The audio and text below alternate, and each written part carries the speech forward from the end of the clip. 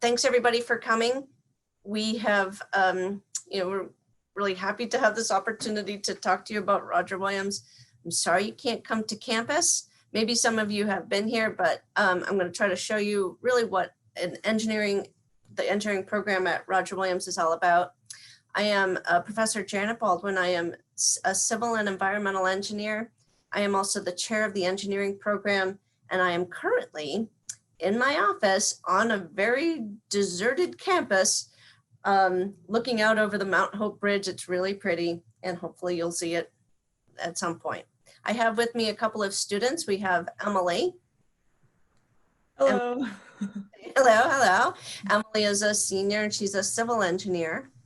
And I also have with me Olivia. Olivia, you want to say hello? Hello. Olivia is a senior electrical engineer. And I'm not sure, is Scott here? Yeah, I'm here. He's here. Hi, Can you see me? Yeah. I can't see you. I only have a few screens up. Okay. So Scott is a junior in mechanical engineering. Excellent. And I'm Tanya Hurtado. I am no, it's okay. I'm one of the assistant directors in the admissions office. Excellent. Great. I'm sitting here trying to get my okay. Well, what are you gonna do? Click right in the middle of the PowerPoint and then you can do the arrows.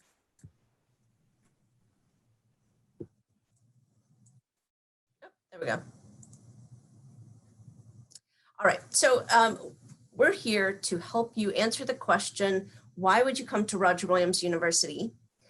And, I think the number one thing is we really have a curriculum that's designed for your success, whether you want to go on to a engineering position at a firm, or if you want to go into academia, or you want to go on to grad school, we can make it happen. Working together. We have a state-of-the-art facilities here. We have a whole new building. I'll show you some pictures of that. And what Roger Williams has is the opportunity to really be involved in things. You can join a club, you can attend a conference, you can even row the concrete canoe. I like to say that our credentials are our graduates. So let's hear from a couple of our graduates here. We have Vivian. Vivian graduated in 2012. She was a mechanical engineer. She went on to the University of Pennsylvania robotics program for a master's degree. And then when she graduated, she went to work for a big biomedical company called Stryker. She works in the joint replacement division. So here she is. She sent me this picture of her in an operating room. And there she is because they just implanted her design in a knee. So if you're kind of squeamish, don't look too closely, but there is the knee opened up with the implant right in there. And she's all excited. And it's really funny because at this picture, everyone else except her and the other person right behind her, everyone is in full scrubs, full protection, and she's just sort of kind of sitting there. But the thing that she says is she really credits Roger Williams for getting her started in her career. She's been very successful in her career, and she's glad she made the choice when she was in your position as well. Last fall, I had an email from a student, Eric. Eric was in the class of 2013. And Eric wrote to me because he said he was just so excited because he passed his professional engineering degree, professional engineering license. And he kind of thinking back to his undergraduate time, he really realized that Roger Williams provided him with the solid foundation to begin his career. And one of the things that we hear over and over from our alumni is that the interaction with the professors, the small classes, interaction with the students have really been key for getting started in where they want to go. Last year, a student, Eleanor, she was the class of May 2019. She started out in historic preservation and realized she wanted to do civil engineering, but she never lost that interest in historic preservation. And that's what she does now. So this picture is her inspecting a very old building. She had to be tied off to make sure she didn't fall. And she really took advantage of a lot of the opportunities at Roger Williams. And she credits the teamwork and collaboration skills that she learned as she was doing those different activities. So those are a couple of the alumni. Let me tell you a little bit about the engineering program. We are ABET accredited, which means that you can go out and you can sit for your FE exam. That's the first part of becoming a licensed engineer. The program then is, since it's ABET accredited, can go anywhere. You can use it for, depending on what kind of job you want to get. Our courses are really experience-based. We try to do things. We do projects. We go on field trips. We learn, we create, we design things. We build things, all kinds of things, trying to take what you learn in the classroom and apply it to design and things. We have small classes, all taught by faculty. We don't have any grad students here. So all of the classes are taught by the faculty. We know everybody, we know their names, and we know if they're kind of missing, they're not in class. It's hard to hide here. We focus our priority on delivering excellence in undergraduate education. So since we don't have grad programs, we're not focused on that. We're focused on our undergrads and making that experience the best it could be. We're ABET accredited. So that means that we have to meet certain guidelines in our curriculum. We have humanities credits, 24 credits. So remember, in college, 3 credits is your regular class, and a 4-credit class is one with a lab.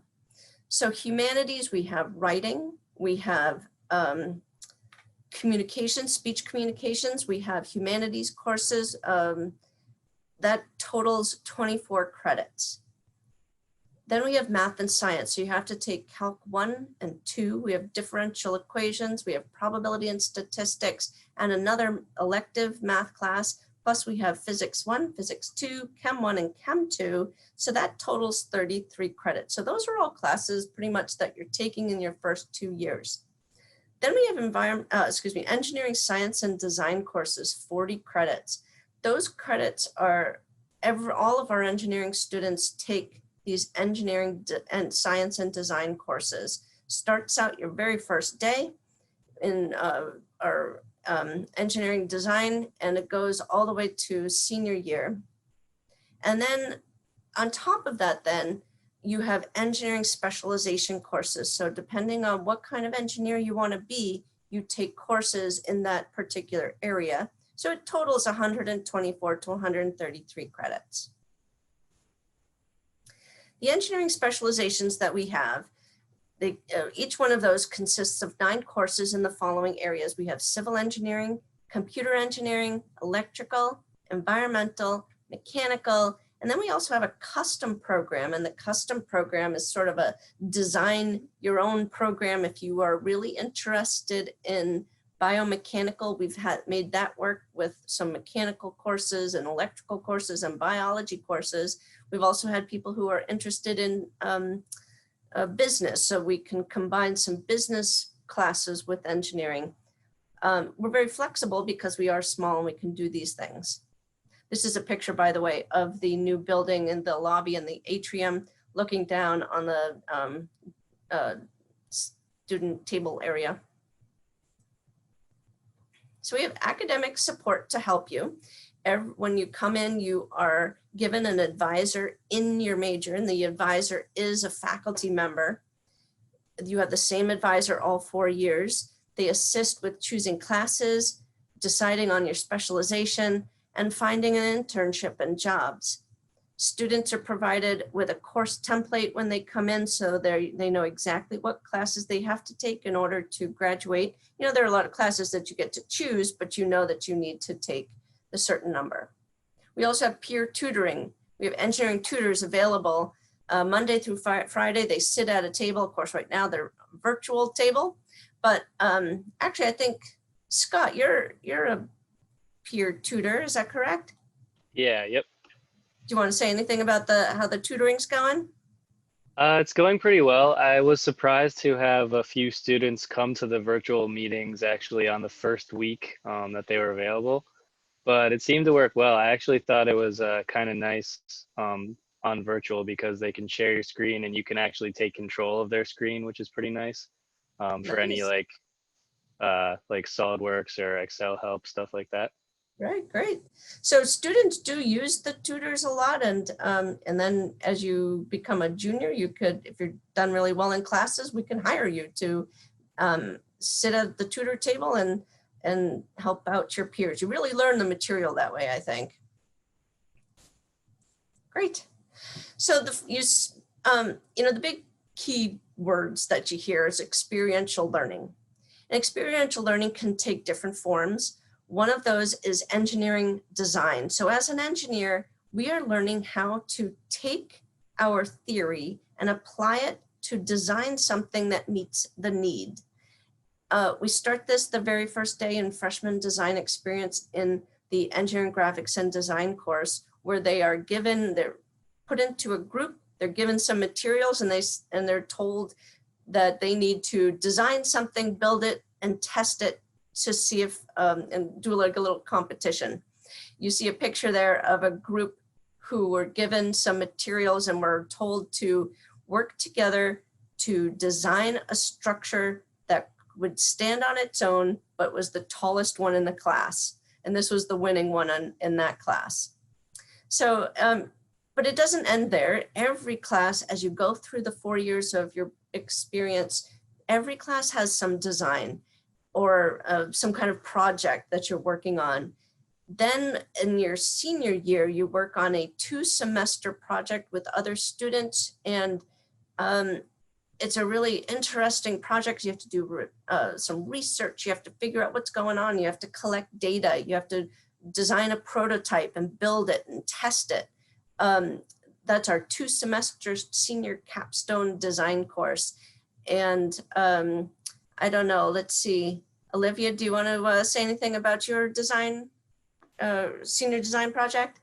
Yeah, so my senior design project was about building like a bicycle, or incorporating smart technology to a bicycle for children's bike safety. And although we haven't like finished because we're obviously not physically with the bike, it's been really cool to actually get to build like a prototype, and we've made all the individual components work, and then a matter of like getting everything to work together has been really challenging, but a good experience.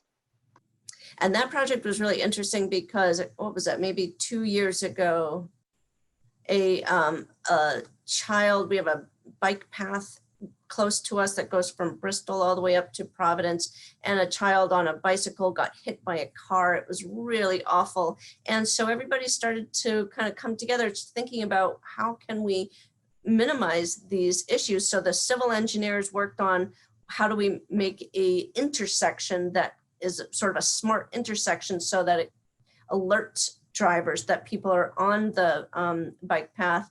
And Olivia's group was working more on the end of the it's really about what the parents can control the bicycle that the child is on. So those are some examples. So we have all different kinds of things. This is a list from last year.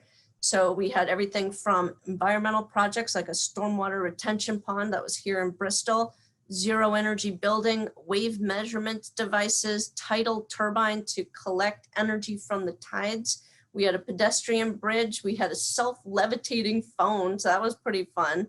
Foundation design, wind turbine, powered boat, robots, autonomous vehicle competition. So some of these were competitions, some were, they produced a poster and did a presentation at a conference. This is a picture of a group that went to their conference. They were in a poster competition and actually won first prize. And all of our seniors go outside of the campus and do some kind of a presentation. depending on what kind of project it is. But it's really important because then they learn how to communicate the findings of the project to an outside audience. And that's one of those ABET criteria. Really, we have to strive to make sure that people can communicate kind of complicated engineering to maybe people who aren't quite as in tune with that technology. So experiential learning can take other forms like class field trips. We are in a great position here in Bristol. We're within an hour from, we have Raytheon right down the road. We have a lot of biomedical companies very close by. We have manufacturing close by. We have electric boat. We have Naval Undersea Warfare Center. A lot of opportunities. We have pictured here a trip to a wastewater treatment plant, a trip to the Brayton Point Power Plant. That's the one where they're wearing the hard hats. Brayton Point Power Plant here in Somerset, Massachusetts. A couple of years ago, they actually imploded it and it came down and it is no more. And then at the bottom is a field trip to a plastics manufacturing facility right up the road. But those are great opportunities to really see in full scale the things that you talk about in class, and field trips are great. And of course, students love field trips. But other ways we can do experiential learning is through student clubs. And student clubs are fun because you get to meet people, you make friends, you have fun. No one's grading you. It's not the same thing as doing something in class, but you might actually be working on a project which you learn a lot. We have the Society of Women Engineers. We have Engineers Without Borders, IEEE, which is the electrical engineering. We have mechanical engineering and the civil engineering club. Actually, Emily, do you want to talk a little bit about your experience in clubs? Yeah, for sure. So my freshman year, right away, I started to get involved in the Society of Women Engineers and the American Society of Civil Engineers. And I'm really glad that I did because it was a great opportunity to meet upperclassmen and, make some friends in my major. There's also like other clubs that I know that a lot of engineering students will join. So like Olivia and I are in the Food Recovery Network. So we bring food from commons, like cafeteria on campus, to shelters around Rhode Island. So there's like not only all the engineering clubs that are really great to meet people in your major, you can also join other clubs and meet people all around campus. But yeah, so the Society of Women Engineers, I'm sure Dr. Baldwin will mention, but they go to a lot of conferences. So like I got my internship last summer through a career fair that was at the Society of Women Engineers conference. So we'll bring most of the club to these conferences. We go to like Minneapolis, Baltimore, all these places. And it's really a great opportunity to hear from professional engineers. Then I know the mechanical, electrical, and civil clubs, they do more like competitions and things around that specialization. And then Engineers Without Borders does more service projects. Yeah, I think Olivia is one of our past presidents of EWB, and Scott is the current president of EWB. In fact, all three students that we have here with us today have done a lot of extra in these co-curricular student clubs, and I think it really has enriched their time here at Roger Williams. We have Engineers Without Borders. We have an ongoing project in Anconcito, Ecuador. We were supposed to go this past spring break. Of course, it was canceled, but we'll get there again. We have to do a little maintenance work on our project, but basically we're taking water that was not great quality. We put in a UV disinfection unit and then a water fountain so that students can drink the water without touching it. And it's nice clean water so that they wouldn't get sick. We also have the concrete canoe. This is we've had a couple of these over the years. Make a canoe out of concrete with other materials. It's fairly light, but you put it in the water and you have to race it. And so I don't know, Emily, have you ever done that concrete canoe? Yeah, so when we did it 2 years ago, it was really great to like learn how to put it together. Then it ended up being like competition was in Vermont, and so it was too icy to actually compete, but it was still cool because we got to see everyone else's canoes and how they designed it differently and everything like that. So Yeah, really that happened in Maine too. I don't know. They should only have these competitions like down in the southern part of the country. That'd be fun. Little trip down south. But so it's really fun, and then we have it on display, and you know, everybody wonders how you could possibly make a concrete canoe float, but it does. It's not easy to paddle, but it does work. We also have the the Society of Women Engineers, and we go to a conference every year, and great opportunities for getting internships and jobs in really national and international companies that you might not have access to locally. So those have been very exciting. People always ask, can you possibly do a Division III athletics, varsity sports, and engineering, even though engineering, you know, there's a lot of work involved. And it's amazing how many students we have had on varsity sports. So pictured there is the volleyball team of a couple of years ago, women's volleyball. We had three top-notch students, and they were able to excel both in their sports and at school. And then we also had in the hockey team. The hockey team they did really, really well this year. They were supposed to go to nationals, and that was canceled. But we also have people who've done club sports and other ways to keep active. You don't have to do varsity sports, but it is possible, and it's good to know that it is. We have internships and full-time employment. So pictured here just are just some companies that we've had alumni go work at. Maybe you've heard of some of these, like Apple, General Dynamics, General Electric, Pratt & Whitney. You know, there are a lot of companies around, and they're all looking for engineers. One of the things that our students are really in high demand is because from the first semester engineering class, they learn a program called SolidWorks.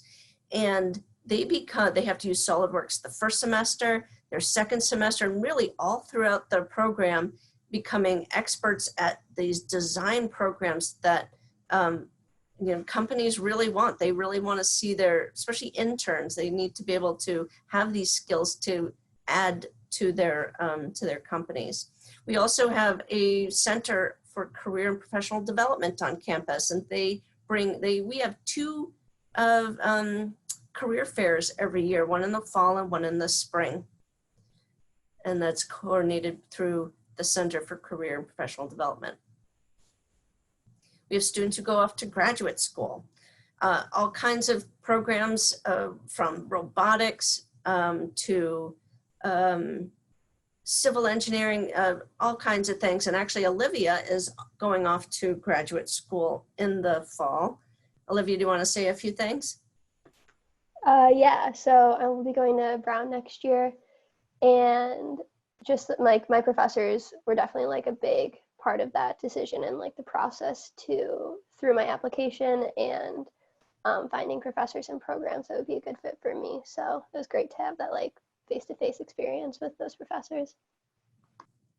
And we like the fact that she's not going very far. Brown is just about 20-25 minutes up the road in Providence, Rhode Island here. Great. And we have first class facilities. I've been here for 22 years. And in that time, every year we have investment in our laboratory equipment. We always are upgrading things. We had a major upgrade this past year because we got a new building. I'll show you pictures of that in a second. But all of our classrooms are equipped with technology. We have fabrication space for senior projects. We have a machine shop. We have innovation lab, what is commonly referred to as makerspace. So our new building, pictured here on the left, it broke ground in 2018 and it opened for classes this past January. It's 3 stories, and in there are spaces for collaboration. So a lot of different kinds of student spaces. If you like to work by yourself, there's space for that. If you like to work in groups, there's space for that. We have computer screens that you can hook your computer up to project if you want to show, you know, maybe you're working on a presentation or something and you all want to look at that. All kinds of spaces then for students to work. We also have laboratory spaces. So up in the upper left-hand corner is the electrical engineering lab. And in the bottom right, we have the fluids lab, students actually doing fluids experiments. So what really sets us apart, I think, is the ability to choose your specialization area, and you choose that in the sophomore year. So you have, everyone basically takes the same courses in the first 2 years. That gives you, you know, experience in all different types of engineering to help you make that decision. We have the engineering Capstone design experience that has routinely been one of the highlights of the students' careers as they go off into their jobs and profession. We have small class sizes that really facilitate your learning and your access to faculty. All of our classes are taught by dedicated credentialed faculty, no graduate students, because we don't have graduate students, it's all faculty. And we really support students as they go through. You know, sometimes you're really good at one thing and maybe not as good in another, but we get, you know, we figure out how to fill those gaps and we get everybody to that point where they are eager to move on. So we have the class of 2024. I can't believe it. It's so exciting. Hope you will join us as the class of 2024. Here's a picture of some students at the sailing center here on campus. We have a big party for the seniors at the end of the year. So with that, I'll ask Emily, Olivia, and Scott if you want to add anything to before we get to questions. So I know Dr. Baldwin just talked about like the small class sizes, which I feel like is like obviously true, but sometimes it's more powerful to also hear like that perspective from a student. I'd say most of our classes have like an average 20 people. Some of the more specialized ones, I've had as many as 10, and then maybe some of the more general ones, 30. And I always say, like normally when we're walking through the building for an accepted students day, I always like, when you look at our classroom, I always say like, the professor knows who you are, probably how you're doing in the class. So, and like where you sit. So they like know who you are, and there's that sense of like, you don't want to disappoint them, which is something I really appreciate. And I'm sure Emily and Scott think the same thing. So it's like really great that you have that interaction with them, and their doors, like all the professors pretty much have an open door policy where if their door's open, you can knock, ask questions, which is just like a great opportunity that you don't have at a lot of bigger schools.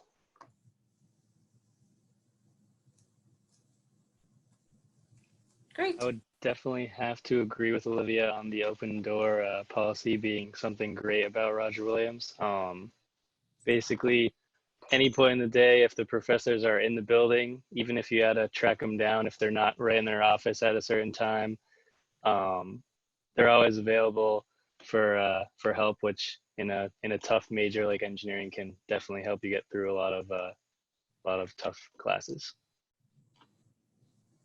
Yeah, and then also I totally agree with Scott, Olivia, that small class sizes are great. And it's also like then you get to know your classmates really well. So like it's not only like if you're late to class, it's not only the professor that's like, where's Emily at? Like the people that, you know, sit around me, they're wondering too. And they're always like, they're all so nice. They're willing to help out anytime. So I love it. Excellent. So Tanya, do we have any questions? So at the moment, we just had that one question from Max about the robotics gloves that we talked a little bit earlier on. But at this point, if does anyone else have questions, you can either come with mute and shout them out, or if you feel more comfortable putting them in the chat box, please, you can do so now too.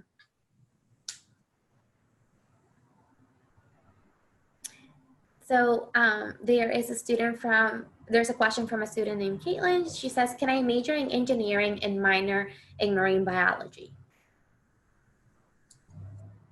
The answer is yes.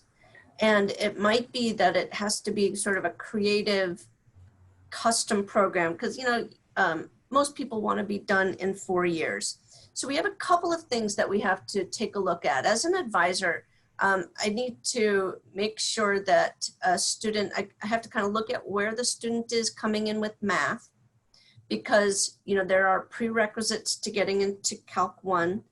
And if you have to start at one of the prerequisites, then you're adding on a class onto your program where the curriculum is pretty full. But if we made a custom program in maybe some kind of a biology and mechanical engineering, something like that, then you can combine those biology courses.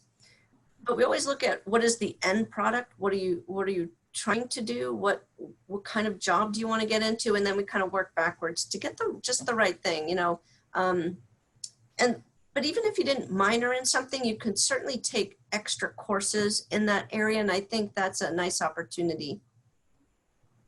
Yeah, we have a few more questions. So the next question is, how many students are in the engineering school? So we are the School of Engineering, Computing, and Construction Management. That means that we have the engineering program, which I'm a part of. Then we have construction management, which is more of a management degree. And then we have the computer science. So between the 3 programs making up the school, we have approximately, let's say, 600 students. So in engineering, we're about 350 students. Thank you. So what percentage of the engineering graduates go to graduate school? And what are some careers that you can go into with and without a master's in engineering? So in terms of students going directly into graduate school after they graduate, I would say somewhere between maybe 5 to 10%, and every year is a little bit different. But very often within 5 years, we have students who have gone back. Maybe they had an employer who will pay for their master's degree. But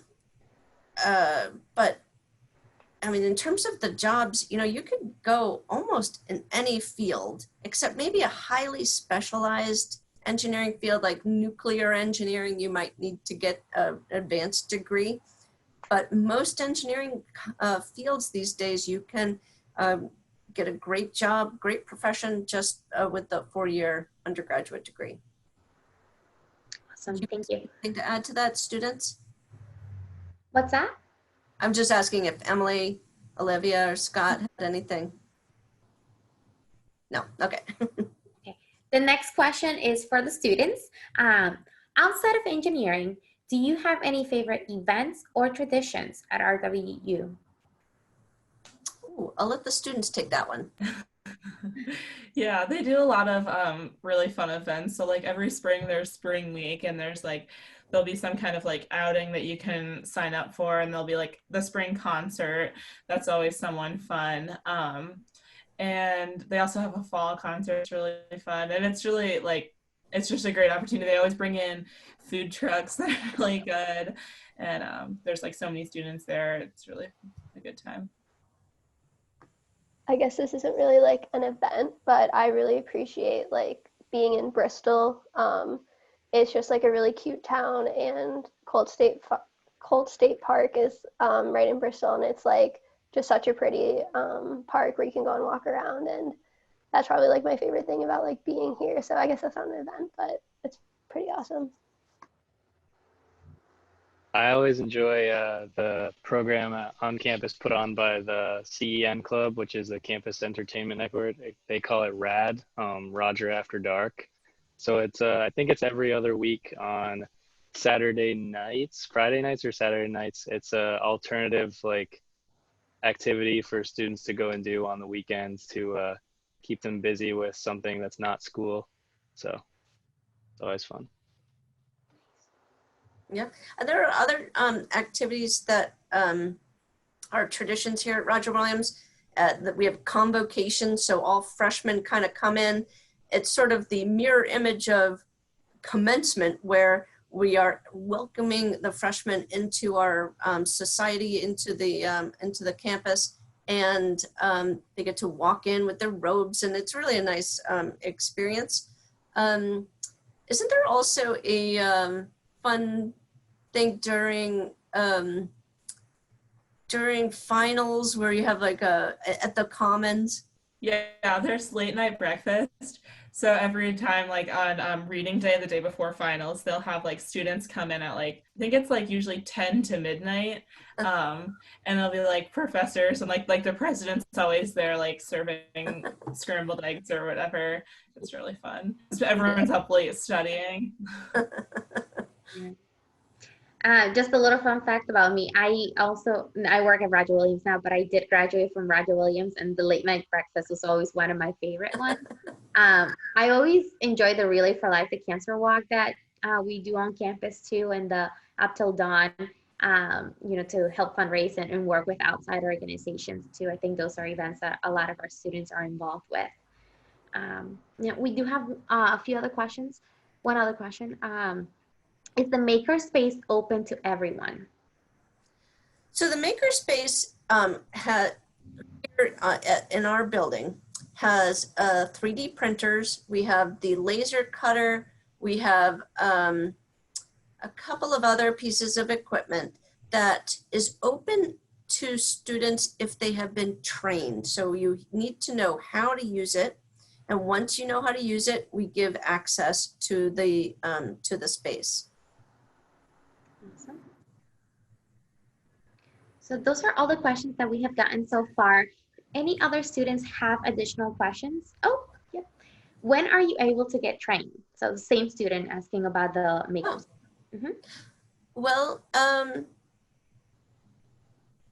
I'm not exactly sure what the question is referring to, but when you come right on campus, and if that's something that you want to do, absolutely, you can come right into the School of Engineering, and we'll make some arrangements to get the training happening. Does that answer your question, Max? Awesome. Anyone else? Any other questions?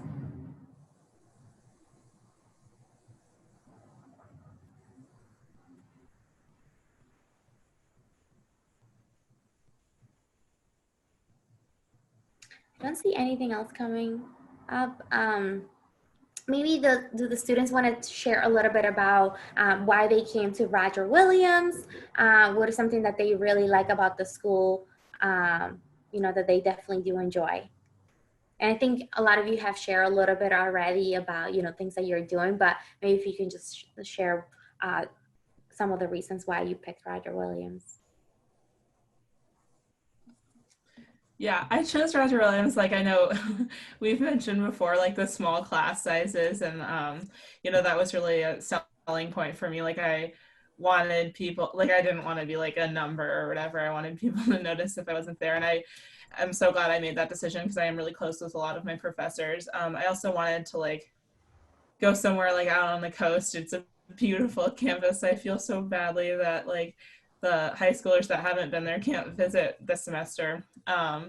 But I just like feel like when I visited campus myself, I kind of felt right at home. It's a very comfortable atmosphere, and like everyone's friendly, and like I'm sure I met with Dr. Baldwin, and she's, so welcoming. So that's why I chose it. And Emily, you should mention where you're from. I'm from Des Moines, Iowa. So I wanted not exactly on the coast. Not exactly on the coast, exactly. I think something that I was looking for was like the ability to get involved in a lot of different clubs. I know at sometimes bigger schools, there will be like 200 people in SWE, which is like awesome. Like they have that many people, but then it's a lot harder to get involved or have like a leadership position. And I really feel like I was able to take advantage of those leadership positions and being involved with the clubs. And it was a great way to like make friends. I always say like SWE is my favorite club because it's just like a bunch of fun people hanging out and learning about professional stuff. So I think that was like a big selling point for me. Another great part about the clubs at Roger are they all have faculty advisors.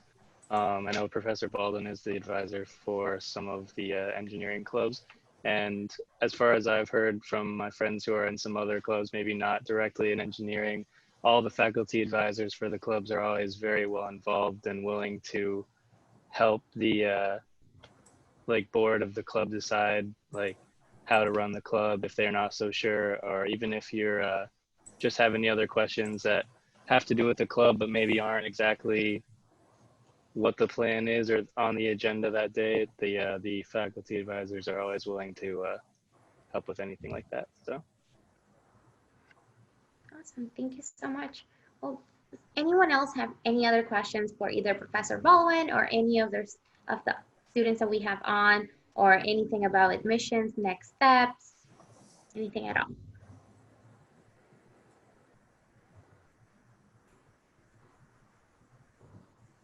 Give them a couple seconds to type.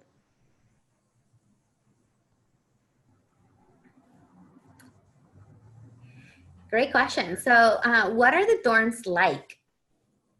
And I know they're all different, so maybe I'm sure that all of you have probably lived in various different dorms at this point, so maybe you can share a little bit about different experiences in each of the dorms. Oh, and mention the LLCs.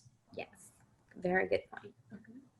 Yeah, freshman year, Olivia and I were kind of have been in the same sort of situation, but we were in the honors LLC. So the honors program all lives together and then takes a class together. There's also an engineering LLC, but we were in Stonewall, which is a pretty nice dorm. It's kind of like a, you know, classic dorm. There's like suites of 10 people and then there's like, I don't remember, 5 rooms, I think, or no, 6 rooms. Yeah. And so there's like doubles and singles. I went with a random roommate and it worked out so great. We were roommates every year and it was perfect. And then as you get a little older, so there's like North Campus Residence Hall, and then there's Bayside, that they both have like apartment kind of situations. So if you wanted to live somewhere where there's a kitchen, then you can do that if you don't want to have the full meal plan.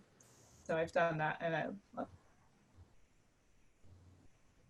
the engineering LLC was definitely great as well. I know in my case anyways, we started out with 24 people living in Maple Residence Hall for the engineering LLC. And actually as my sophomore year, some of those people from that original LLC decided to make our own LLC and continue taking the same classes together sophomore year as well.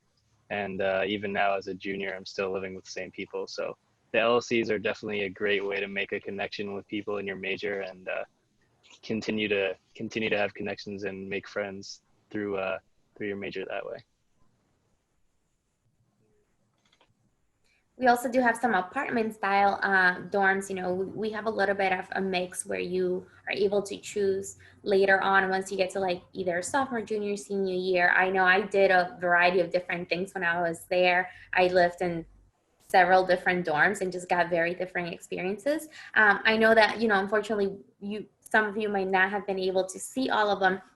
We are going to be posting a video of a recorded tour of all of the dorms coming up soon. Hopefully next week. We will continue to keep you updated, and you know, we'll send you an email as soon as that we finish filming those videos. We're gonna upload them so that you're able to see all of them, which traditionally you would have seen them at the accepted student days.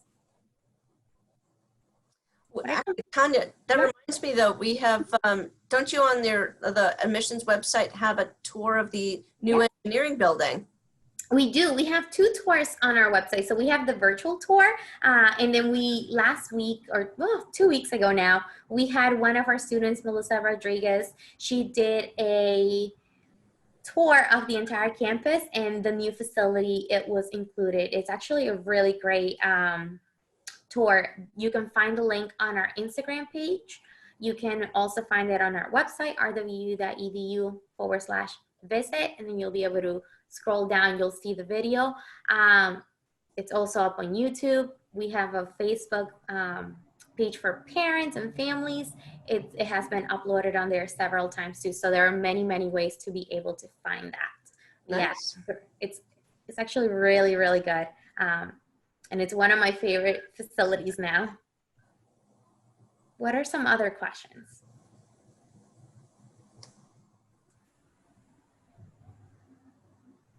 I think someone's typing, so we'll give them a few seconds.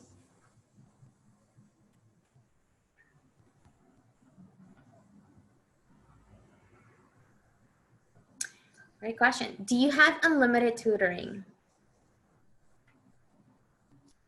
I guess, I mean, we have tutors that we hire who sit at the tutor table from about 8 o'clock in the morning to 4 o'clock in the afternoon. And some students who are having difficulty with some concept in a class, they'll pretty much just sit at the table and work on their homework and just have this sort of intermittent but constant communication with the tutor. So it's not like you're, 100% working with the tutor, but they're there when you need them. Yeah. But we don't record how much each person sits at the table. Like, you can be there and work with every tutor that we have. Scott, maybe you could speak to that? Yeah, as far as I know, I mean, other than obviously there's only a tutor at the tables from, like you said, around 8 a.m. to 4 every weekday. Other than that, you can come around as much as you want, unless obviously, it's open to every engineer. So sometimes the tutors will be occupied before you get there and stuff like that. But other than that, yeah, if there's a tutor sitting there and they're available, you can come as much as you want. There's also the math, science, or the tutor center, which has a math, science, and writing tutoring that you can go in, and that's open like 9 to 8 weekdays, except Friday's different. So that also you can have unlimited. I guess to like say a point about tutoring, I feel like it's more often used in your first, at least for engineering, in your first and second year. And then after that, since it is like smaller classes and people in your class, you're collaborating more with your classmates on questions you might be stuck with. So it kind of helps you build towards being able to be like a good collaborator. Mm-hmm. Yeah. And there's also the writing center too that's available to students, if you're taking for any other classes too. Mm-hmm. Go ahead. But also, I would say that, especially in your junior and senior year, the access to the faculty is really wide open. I mean, people come in, students come in. Sometimes I'll be leaving, packing up at 6 p.m. and students will be coming in, and that's fine, and that's why we're here at Roger Williams, because we wanted that open communication with the students.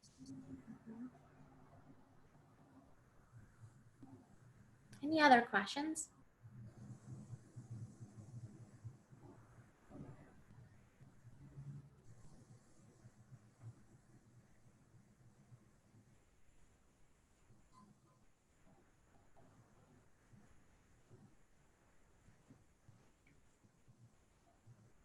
It looks like there are no other questions at the moment. Is there anything else that anyone would like to share, say?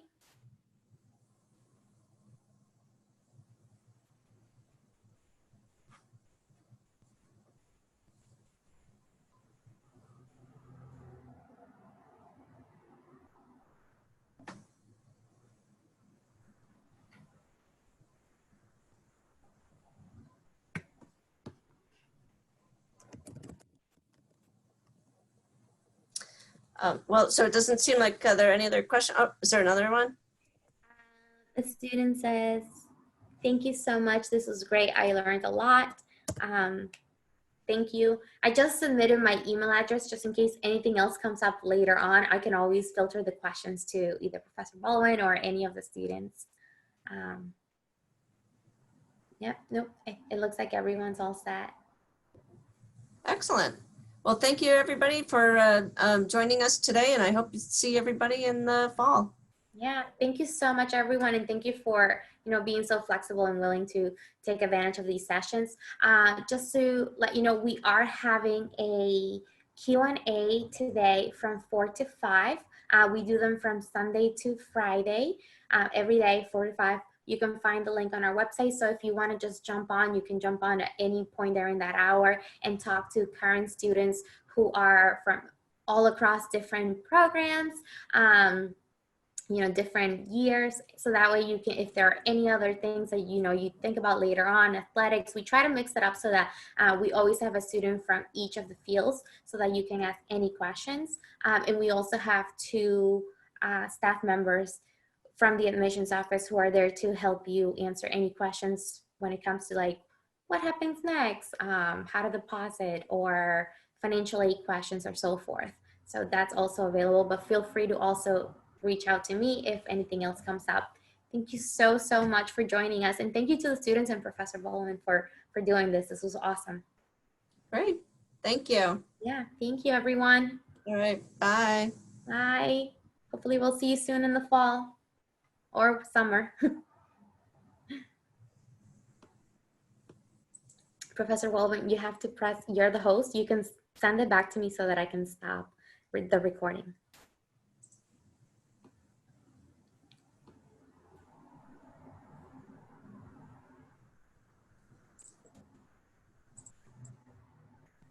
Uh-oh. Or you can stop it at the bottom. It'll say,